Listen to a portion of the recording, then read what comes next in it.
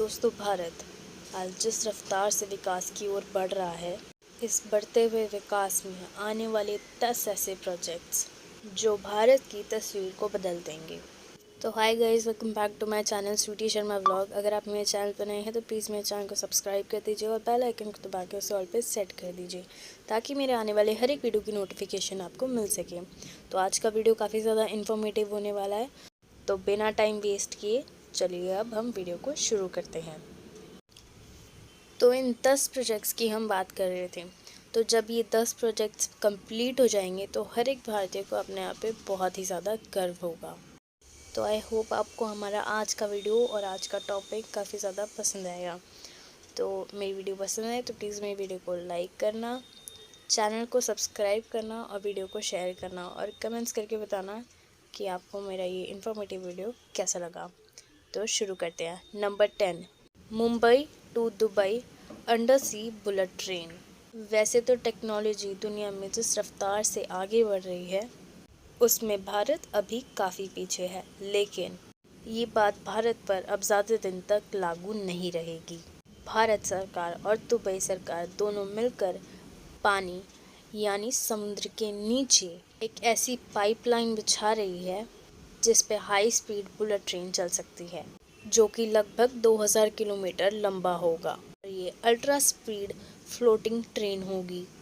सिर्फ 2 घंटे में भारत के मुंबई से दुबई के फुजैरा बंदरगाह तक सफ़र तय करेगी, जिसमें ये भी ध्यान रखा जाएगा कि उस समय रास्ते में आने वाले किसी भी क्रूज की कोई भी यात्रा प्रभावित ना हो। फ्लोटिंग टनल बिछाने के बाद दोनों देशों को बहुत ही ज़्यादा फायदा होने वाला है एक दूसरे के व्यापार में, क्योंकि इस नेटवर्क में यात्री और पर्यटक और गुड्स को तो ट्रांसपोर्ट किया ही जाएगा। साथ में भारत के नर्मदा नदी में जो हर साल बाढ़ आ जाती है, उस पानी को भारत पाइपलाइन के जरिए दुबई में निर्यात कर सकता है और दूसरे पाइपलाइन से तेल और गैस पहुंचाया जा सकता है भारत में। और ये सारा काम फ्लोटिंग टनल के अंदर होगा, जिसमें चलने वाली ट्रेन 600 से 1000 किलोमीटर प्रति घंटे की रफ्तार से दौड़ेगी। उसी तरह अगला लिस्ट में नंबर है नंबर 9, न्यू पंबन ब्रिज। वैसे तो तमिलनाडु में ऑलरेडी पंबन ब्रिज चालू है, जो कि 1914 में बनकर तैयार हो चुका था। उस वक्त भारत का सबसे पहला रेल ब्रिज था और सबसे लंबा भी, लेकिन 2019 में ये पुल क्षतिग्रस्त हो गया। हालांकि उसके 3 महीने बाद ही अगस्त 2019 में दोबारा चालू कर दिया गया, लेकिन भारत सरकार ने 2019 में ही न्यू पंबन ब्रिज बनाने की घोषणा कर दी, जो कि पूरी उम्मीद है वो जल्दी ही बनकर तैयार हो जाएगा। वैसे आपको जानकर हैरानी होगी, ये देश का पहला वर्टिकल लिफ्ट रेलवे सी ब्रिज होगा, यानी कि ये पुल इतना शानदार होगा कि जब इस पुल के नीचे से किसी शिप को निकलना होगा तो ये 2 पार्ट में लिफ्ट हो जाएगा और फिर ट्रेन आने पर इसके दोनों पार्ट को जोड़ दिया जाएगा, जो कि 90 डिग्री के कोण पर ऊपर की तरफ खुलेगा और 101 पियर्स के साथ पुराने पुल की तुलना में 3 मीटर ऊंचा खड़ा होगा कि समुद्री जहाज और स्टीमर को निकलने की जगह मिल सके। साथ ही ये ब्रिज 2.2 किलोमीटर लंबा होगा और इसे 250 करोड़ की लागत से बनाया जा रहा है, रेल विकास निगम लिमिटेड की निगरानी में। इसी तरह भारत में बन रहा एक और ही बहुत बड़ा प्रोजेक्ट है नंबर 8, इथेनॉल प्लांट्स। जिस तरीके से भारत में पिछले कुछ सालों से पेट्रोल और डीजल की कीमतें बढ़ी हैं, किसी भी सरकार के लिए एक बहुत ही बड़ा मुद्दा है। ये सरकार कई सेक्टरों में काम करने के लिए कोशिश कर रही है। इसी में से एक बड़ा सेक्टर इथेनॉल है, जिसकी मदद से पेट्रोल और डीजल का सब्स्टिट्यूट लाने की कोशिश की जा रही है। वैसे आपको बता दें कि हाल ही में सरकार द्वारा बिहार में 17 इथेनॉल प्लांट्स खोलने की घोषणा की गई है, जो कि हर साल 35.2 करोड़ लीटर ईंधन का उत्पादन करेगी, जिसको बनाने के लिए सरकार 30,000 करोड़ की लागत कर रही है, जो कि बिहार के कुछ मुख्य शहरों में होंगे, जहां इथेनॉल के प्लांट्स खोले जाएंगे, जिसमें बिहार का भागलपुर जैसे शहरों में इथेनॉल प्लांट्स लगाए जाएंगे, जिसके बाद ईंधन की कीमतें 60 रुपये से लेकर 62 रुपये तक की होने की संभावना है, जिससे आने वाले 12 से 18 महीने में आम आदमी और किसानों तक को बहुत ज़्यादा फ़ायदा होने वाला है। तो बढ़ते हैं अब हम नंबर 7 की तरफ, जो कि है मुंबई रोपवे प्रोजेक्ट्स। वैसे आप सब ने कभी ना कभी रोपवे की सवारी तो की ही होगी, पर क्या आपने कभी समुद्र के ऊपर रोपवे की सवारी की है?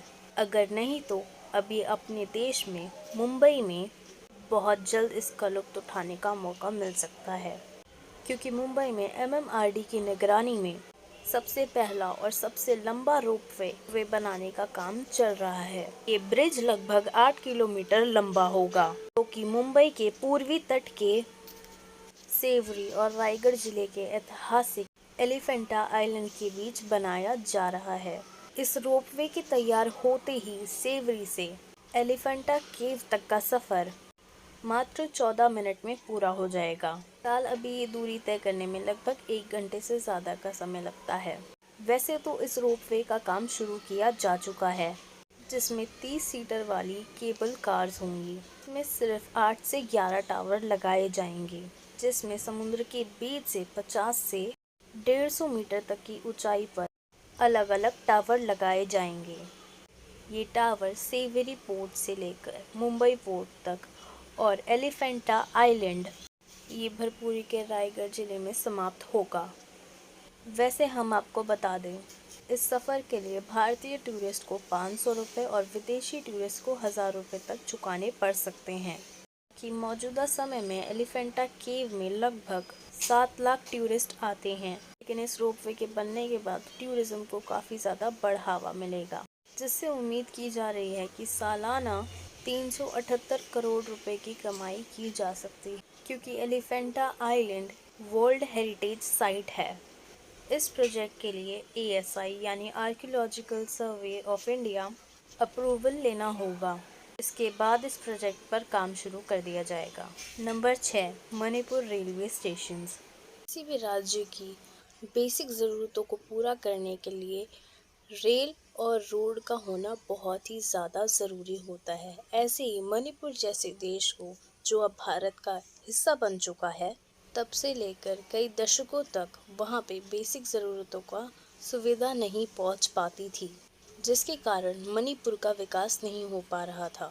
लेकिन जनवरी को असम के सिलचर से एक पैसेंजर ट्रेन मणिपुर के पंगचंगपांग को स्टेशन पर आई, जो कि जिरीबम रेलवे स्टेशन से 20 किलोमीटर पीछे है, और अब इसका विकास तेज़ी से हो रहा है, क्योंकि हाल ही में सरकार ने जिरीबम से इम्फाल रेलवे लाइन के लिए 13,809 करोड़ की लागत वाली 11 किलोमीटर लंबी रेल लाइन बनाने की घोषणा की है, जिसमें 8 नए रेलवे स्टेशन होंगे में, और उसको बनाने के लिए 62 किलोमीटर तक सुरंग बनाई जाएगी। 4 सड़क ओवरब्रिज, लगभग 12 सड़क अंडरब्रिज के साथ 134 छोटे पुल इस प्रोजेक्ट के अंदर बनाए जाएंगे, जिसके बन जाने के बाद मणिपुर का विकास तो तेज़ी से होगा ही, और साथ ही यहाँ टूरिज्म को बहुत ज़्यादा बढ़ावा मिलेगा, क्योंकि मौजूदा समय में यहाँ हर साल मात्र 1,80,000 टूरिस्ट आते हैं, पर रेल यात्रा शुरू होने के बाद अंदाज़ा लगाया जा रहा है कि ये बढ़कर 7 से 10 लाख तक हो सकता है। तो चलिए आगे बढ़ते हैं। Number 5, Manipur tallest pier bridge.